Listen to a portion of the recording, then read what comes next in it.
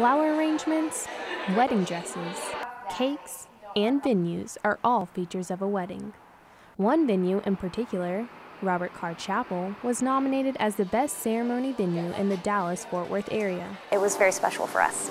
Brittany Luby said the nomination came from the American Association of Certified Wedding Planners and that the nominees were chosen by various wedding planners whom they enjoy working with.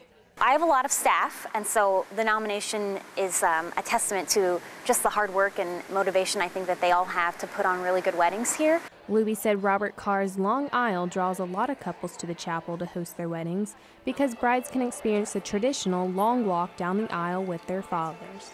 For one bride-to-be, Kendall Warren, TCU's holiday spirit sealed the deal for her and her husband to decide on Robert Carr Chapel to host their weddings.